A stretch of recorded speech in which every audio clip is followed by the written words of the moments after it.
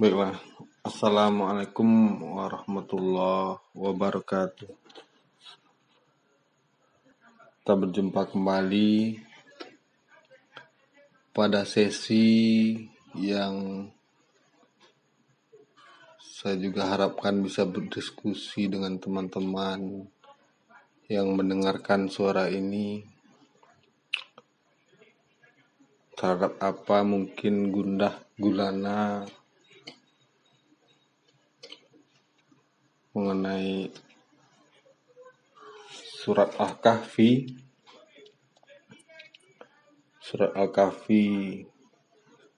di mana ada beberapa hadis yang menyatakan barang siapa yang membaca surat Al-Kahfi pada malam Jumat, dia akan disinari cahaya antara dia dan Ka'bah. Hadis riwayat Ad-Darimi. Satu lagi, barang siapa yang membaca surat Al-Kahfi pada hari Jumat, bila yang sebelumnya adalah pada malam Jumat, berarti Kamis malam, ini adalah pada hari Jumat, maka dia akan disinari cahaya di antara dua Jumat. Dari Jumat dia membaca sampai Jumat depan. Hadis riwayat An-Nasa'i. Lalu mulailah saya mencari rujukan-rujukan yang mungkin mendekati, bahkan bisa akhirnya mendalami mengenai surat Al-Kahfi tadi. Sebegitu baiknya untuk manusia ketika mampu mendalaminya, mampu memahaminya dan memaknainya untuk kehidupannya dunia dan akhirat.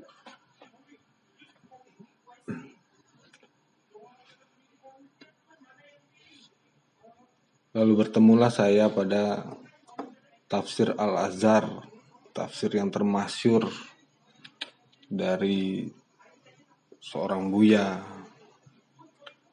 yaitu Buya Hamka, yang begitu terkenal di santero negeri tentang keilmuannya pada agama Islam dan keilmuannya pada bidang tafsir. Dan tanpa berlama-lama saya langsung membolak-balik tafsir Al-Azhar itu, terutama di surat Al-Kahfi, yang mana jika beliau mengartikannya itu adalah ngalau. Nah, beliau orang Minang, maka beliau mengilustrasikannya seperti ngalau-ngalau yang ada di Bukit Tinggi, dan diberi nama Al-Kahfi karena di dalamnya ada kisah tentang beberapa orang anak muda yang pergi bersembunyi ke dalam Al-Kahfi itu, ke dalam gua itu, dengan kudrat iradat Allah. Kupasan dari tafsir Al-Azhar ini, mereka tertidur di sana sampai 309 tahun lamanya. Jika dinyatakan di Al-Quran adalah 300 tahun, lalu ditambah 9 lagi, 309 tahun. Dan di dalamnya juga terdapat beberapa kisah-kisah penting disebutkan oleh Buya Hamka dalam tafsirnya. Ini adalah ada 3 kisah penting. Yang pertama, cerita tentang pemuda di Gua Kahfi itu, tentang bagaimana mereka memegang kepercayaan tauhidnya, bahwa penguasa alam itu esa adanya, lalu mereka tidak mau menyembah selain Allah, dan mereka pun mempercayai pula akan adanya hidup sesudah mati, yaitu kepercayaan kepada hari kiamat. Lalu teranglah ketika mereka terbangun, dan ketika itu pula raja yang berkuasa pada saat itu sedang memupuk kepercayaannya bahwa kita akan dibangkitkan bersama jasad dan ruh kita. Dan para pemuda itu dipanggil ke istana sang raja untuk menceritakan kisah yang dialaminya selama 309 tahun lamanya tertidur di Gua Kahfi tersebut.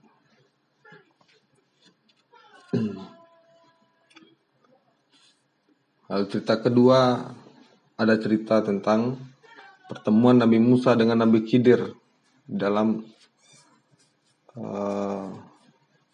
pencariannya untuk bertemu guru, di mana Nabi Musa di sini bukannya sombong tetapi ingin mencari yang lebih daripada dia, yang bisa mengarahkannya, yang bisa memberikan nasihat dan fadilah kepadanya. Dan bertemulah Nabi Musa dengan Nabi Khidir tadi. Dan cerita ketiga ialah dalam Al-Kahfi ini tentang Zulkarnain. Zulkarnain yang mengembara ke bumi sebelah timur, lalu meneruskan perjalanannya, dan tentang Ya'juj Ma'juj juga dibahas di dalam Al-Kahfi. Bagaimana bencana yang akan dibawa oleh Ya'juj Ma'juj apabila benteng tersebut rubuh nantinya.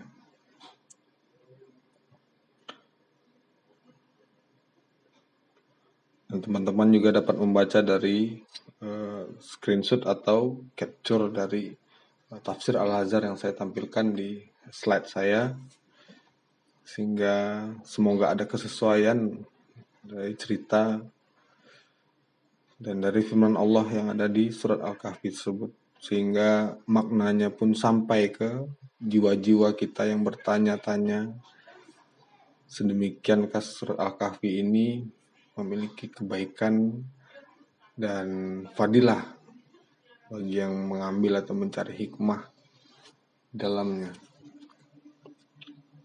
Lalu kita mencoba juga menelusuri bagaimana tentang Nabi Khidir, yang kita terangkan bahwa di tafsir Buya Hamka ini Jumhurul Mufassirin, golongan terbesar dari ahli tafsir itu sejak dari Ibnu Abbas sendiri sampai kepada At-Tabari, sampai kepada Ibnu Katsir, ini adalah ahli-ahli tafsir termasyhur pada masanya, sampai saat ini menjadi rujukan-rujukan ahli tafsir. Al-Qurtubi juga serentak mengatakan bahwa hamba Allah yang diberinya rahmat dan ilmu laduni yang langsung itu ialah Khidir. Penafsir zaman sekarang, Said Qutb, Said Fisabilillah, sebagai telah kita terangkan, tetap tidak mau menyebut Khidir, tetapi membiarkannya tinggal rahasia sebagai termaktub dalam Al-Quran. Berbagai pandangan tentang Nabi Khidir ini. Kita yang menutup di belakang ketika Buya Hamka menyusun Al-Azhar, tafsir Al-Azhar ini turut pula menafsirkan menurut tafsir yang umum. Orang itu ialah Khidir, tapi tidak pula ada kesepakatan pendapat tentang dirinya. Rujukan-rujukan itu di mana Khidir itu sendiri di dalam bahasa Arabnya adalah berarti hijau. Menurut satu riwayat dari Mujahid, apabila dia sembahyang, menjadi hijaulah rumput-rumput kering yang sekelilingnya sembahyang itu. Ketika dia mendirikan sholat di situ, maka rumput-rumput kering lalu akan berdiri dan berwarna hijau kembali. Sangat identik pada kesuburan. Dan bermacam-macam cerita orang. Ada katanya pula Nabi Khidir itu adalah anak langsung dari Nabi Adam dan Hawa yang tidak akan mati-mati. Baru dia akan mati nanti setelah membukakan kepalsuan Dajjal di hari akhir nanti. Lalu ada pula Nabi Khidir itu adalah hamba Allah yang tidak kelihatan oleh mata biasa kecuali kepada orang yang diberi kasyaf oleh Allah Ta'ala, yang mungkin dibukakan hijab dan lain sebagainya. Yang lebih terkenal di kalangan kaum sufi adalah cerita Al-Imam Muhyiddin dari Ibnu Arabi di dalam Futuhat Al-Makkiyah, bahwa dunia yang diatur oleh 9 orang rijalul ghaib, orang-orang yang tidak kelihatan yang disebut oleh kutub. Di antara yang 9 itu ialah Nabi Khidir, yang digelari juga Mudawil Kalum, pengobat hati yang luka. Pimpinan dari orang 9 itu disebut Gouts. Arti yang asal dari Gouts itu ialah hujan. Kalau kita minta apa-apa padanya, dia akan menurunkan rahmat kepada kita laksana hujan. Kata sebagian besar mereka, Gouts itu ialah Syed Abdul Qadir Jailani. Maka Nabi Khidir itu menurut mereka masih di bawah dari Syed Abdul Qadir Jailani. Yang keempat, menurut dongeng yang lebih kocak lagi menurut Buya Hamka di tafsir Al-Azharnya adalah bahwa Nabi Khidir itu selalu ada di pintu bab As-Salam di Makkah. Rupanya dapat berubah-ubah sehingga tidak dapat disangka bahwa orang itulah dia. Tanda beliau ialah bila kita bersalam dengannya, kita tekankan empu jarinya tidak ada tulang.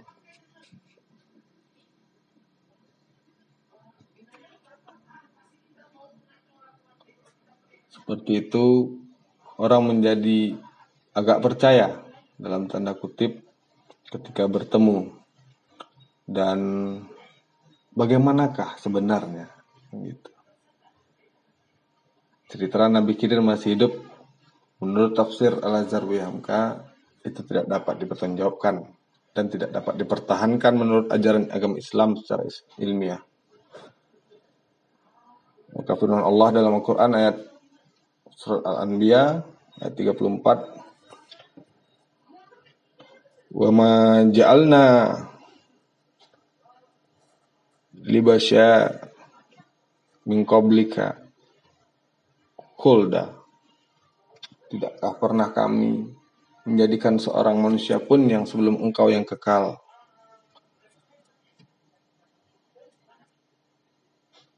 Lalu yang kedua, kalau memang dia hidup terus dan kalau memang dia anak kandung Nabi Adam dan dengan Hawa, niscaya ada agak seorang nabi yang ditemuinya selain Musa. Padahal dia hanya bertemu dengan Nabi Musa alaihissalam. Riwayat hadis yang mengatakan terdengar suaranya takziah ketika orang memandikan jenazah Rasulullah yang mulia, maka sanad perawi bersambung dan riwayat itu menunjukkan bahwa hadis itu tidak ada yang sah jalannya atau jalurnya. Abu Husain bin Al-Munawi menegaskan, telah saya selidiki tentang cerita Khidir itu apakah dia memang masih hidup atau sudah mati, maka kenyataannya bahwa kebanyakan orang yang tertipu mengatakannya masih hidup ialah karena berpegang kepada hadis itu. Padahal hadis-hadis yang marfu' dalam hal itu semuanya wahiyah, lemah, lebih lemah lagi dan dari dhaif. Imam Bukhari, perawi hadis yang terkenal, dan beberapa ahlul hadis yang lain menegaskan bahwa Khidir itu telah mati atau telah meninggal dunia. Pengarang tafsir Fathul Bayan berkata, yang benar ialah yang dikatakan oleh Bukhari dan yang sependapat dalam hal itu. Siapapun yang mengatakan dia masih hidup, kalau tidak ada sandarannya dari kata Allah dan Rasulullah, tidak dapat diterima. Padahal tidak ada satu nas yang tegas jelas dari Allah dan Rasul mengatakan Khidir masih hidup. Dan tidak pula ada hadis yang marfu' yang akan dijadikan pegangan. Kenyataan keterangan kitab dan sunnah yang dapat kita pahami ialah bahwa tidak ada seorang manusia pun yang kekal hidup beratus ribu tahun. Quran dan sunnah lah yang menutup riwayat semacam itu. Bukan riwayat semacam itu yang mesti membatalkan Quran dan sunnah. Abu Hayyan menyatakan dalam tafsirnya, kalau benar dia masih hidup, dia mesti datang menghadap Nabi Muhammad SAW. Sebab Nabi kita SAW pernah berkata, laukan Musa hayya ma wasi'ahu illa tiba'i. Maka kalau Musa masih hidup, tidak ada jalan baginya melainkan menjadi pengikutku. Maka tidaklah ada bertemu sebuah hadis pun yang mengisyaratkan bahwa Khidir atau Nabi panjang umur melaporkan diri kepada Nabi Muhammad SAW. Kalau Imam Bukhari sendiri yang menegaskan beliau telah mati, hadis mana lagi yang akan kita ambil buat mengimbangi? Ada juga ulama besar ternama mempercayai Khidir itu memang masih hidup, yaitu Imam Nawawi yang terkenal dalam kitabnya At-Tahzib. Kata beliau, banyak orang mengatakan bahwa dia hidup, ada di antara kita.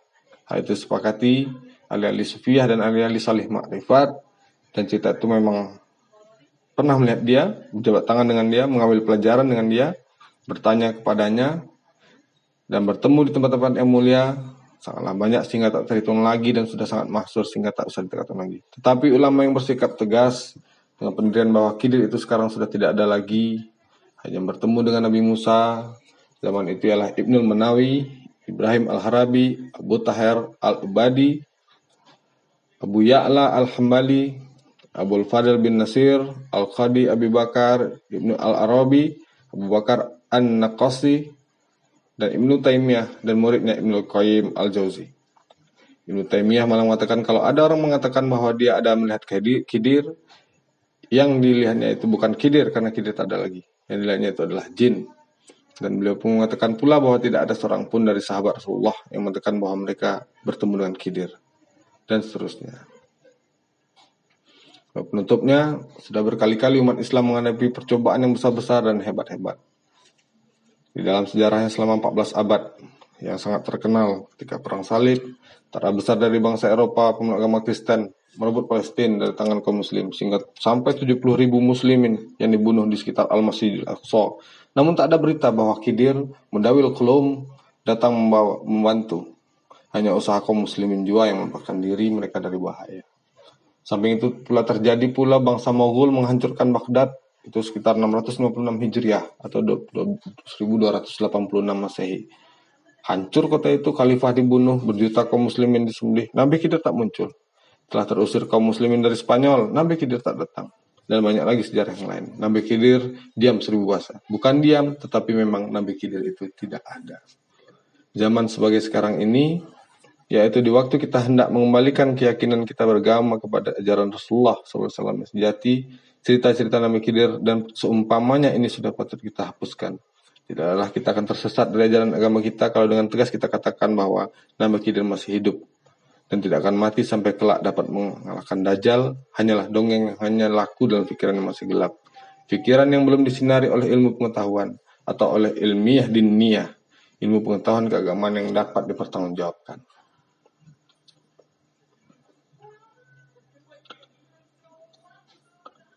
Maka di sini di penghujung tafsir Al-Azhar ini mengenai surah Al-Kahfi ini, sana diceritakan sungguhnya orang-orang yang beriman dan beramal saleh adalah bagi mereka surga-surga Firdaus kediamannya. Maka selalulah kita bertemu wasjoli hidup mukmin itu yaitu beriman dan beramal saleh. Iman kepercayaan dalam hati, amal saleh adalah bekas yang wajar dari iman. Dia dapat diumpamakan dengan gabungan dua kata menjadi satu yaitu kebudayaan yang berasal daripada budi yang terletak dalam sikap jiwa dan daya yang terletak pada kegiatan hidup. Itulah asal kata kebudayaan. Budaya itu dari budi dan daya. Dari budi pekerti, budi di nyawa pekerti di sikap hidup. Tidak mungkin iman saja dengan tidak menghasilkan amal. Tidak mungkin amal saja padahal tidak bersumber dari niat hati ikhlas. Dan ikhlas tidak akan ada kalau tidak dari iman. Maka tempat yang telah disediakan Tuhan buat hamba yang beriman dan beramal saleh itu ialah Jannatul Firdaus.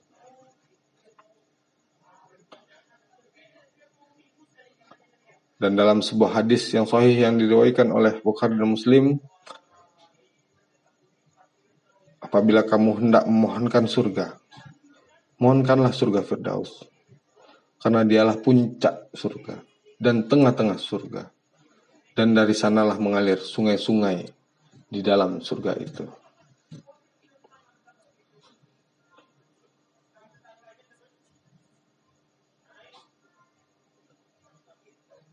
Lalu ada sebuah syair dari Imam Syafi'i. Syair yang mungkin ada di dalam diwan yang pernah juga kami baca. Itu adalah tiap-tiap Tuhan menambah ilmuku, bertambah yakinlah aku bahwa aku ini masih bodoh. Dan Allah menjelaskan dalam surat Fatir ayat 28, hanyalah orang-orang yang berpengetahuan saja dari antara hamba-hamba Allah itu yang akan takut kepada Allah. Maka dari penutup surat Al-Kahfi ini, di ayatnya yang ke-110, itu ada bahasa dari firman Allah. Tidak lain, aku ini hanyalah manusia seperti kamu. Disuruh katakan hal yang seperti ini bahwa beliau Muhammad SAW adalah manusia seperti kamu. Dan ini selalu di mana kesempatan yang baik diulang-ulangkan. Ialah supaya manusia jangan merasa terlalu jauh dari nabinya. Sampai ada yang takut kepada beliau, gemetar ketika berhadapan wajah dengan beliau. Dari sebab wibawa dan kebesarannya. Lalu beliau bujuk, tak usah engkau takut padaku. Aku hanya seorang manusia seperti engkau juga. Ibuku pun pernah memakan balur sebagai ibumu juga.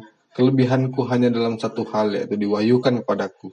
Sedang kamu tidak mendapatkan wahyu. Dan diwajibkan pula kepadaku menyampaikan wahyu yang kuterima itu kepadamu sekalian. Inti wahyu itu hanyalah satu perkara jua, bahwa Tuhan kamu hanyalah Tuhan yang Esa. Inilah laksana pangkal tempat memulai pelayaran. Inilah laksana daratan yang dituju, hanya pada satu perkara, tidak berbilang. Tuhan itu Maha Esa adanya, tidak ada yang bersekutu dengan yang lain, tidak beranak, dan tidak pula diperanakkan. Segala pengajian, segala rasul dan nabi yang diutus, segala kitab yang diturunkan, satu perkara inilah inti ajaran yang diwahyukan kepada mereka dan disebarkan kepada umat mereka dan kepada manusia seluruhnya. Allah diyakinkan dalam hati, dibulatkan pikiran buat mencernakan kepercayaan itu. Dikerahkan logika dan mantik apapun, rasa perisa dan karsa untuk mencapai satu pegangan hidup. Allah satu. Setelah keyakinan itu tertanam, hidup yang akan jadi pakaian, mati yang akan dijadikan tumpangan, maka tumbuhkanlah harapan. Hendak membaktikan diri kepada Allah. Tanamkanlah dalam hati satu keyakinan lagi, yaitu setelah menempuh hidup, yang sekarang kita pun mati. Namun sebalik kematian itu terdapatlah al-hayatul baqiyah. Dari al-hayatul faniyah, kita akan menuju ke al-hayatul baqiyah. Dari hidup yang fana ini, kita akan menuju kepada kehidupan yang kekal, yang abadi. Dan kita percaya dalam kehidupan yang kekal itu kita akan berjumpa dengan Dia, berjumpa dengan Allah. Maka barang siapa yang berharap hendak pertemuan dengan Tuhannya, hendaklah dia mengerjakan amal yang soleh. Harapan itulah yang menjadi sebab ada gairah kita untuk hidup. Gairah bisa bermakna kata serapan dari giroh, dari semangat.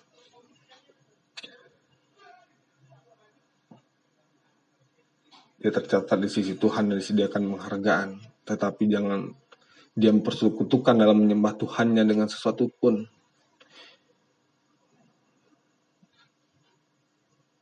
Di sini kita mempelajari apa yang namanya tauhid rububiyah, apa yang namanya tauhid uluhiyah. Kalau kita telah mengaku bahwa hanya satu Tuhan pencipta alam, satu Allah, disebut tauhid rububiyah. Lalu mengapa kita akan menyembah atau memuja atau berbakti kepada Allah? Itulah tauhid uluhiyah. Dia berkata kun, maka semuanya terjadilah, fayakun. Lalu Al-Kahfi ditutup dengan keyakinan hidup ini, mengakui Muhammad sebagai manusia, hamba Allah dan utusannya, tetapi petunjuk jalan bagi kita menuju kepada tujuan yang satu, tujuan yang tunggal yang Maha Esa, Allah. Dengan akidah begini, barulah kita tahu nilai hidup.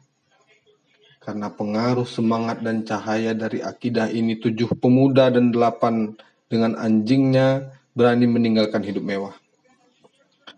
Nah, itu terdapat perbedaan-perbedaan dari jumlah pemuda tadi yang menyisikan diri ke dalam gua, ke dalam Al-Kahfi tadi di gunung, sampai ditidurkan 309 tahun lamanya.